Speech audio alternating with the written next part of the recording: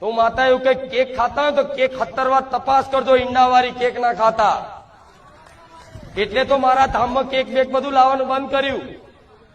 મારા દીકરાના જન્મદિવસ નિમિત્તે આ બધા કેકો લાવતા. 4 વર્ષ પહેલા કહી દીધું કોઈ કેક લાવવાની જરૂર નહીં. તો કે ના, તો ચોખ્ખી હિન્દુની બેકરીએથી કેક લાવે છે.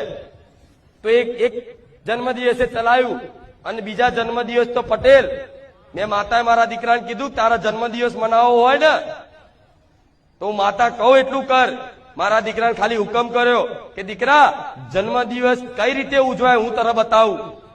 તો મારા દીકરાને મેં માતાએ કીધું કે જા, જે પિંજરામાં પૂરેલા પોપટ હોય ને, પોપટ દેશી પોપટ જેને પિંજરામાં પૂરીને રાખ્યા હોય એ જઈને જો મળતા હોય ને તો કોકની જોડથી મંગાઈ લે અને મંગાઈ એ પોપટોને આઝાદ કરી દે. જા, હું કુખાર મેરડી આવું કહું છું.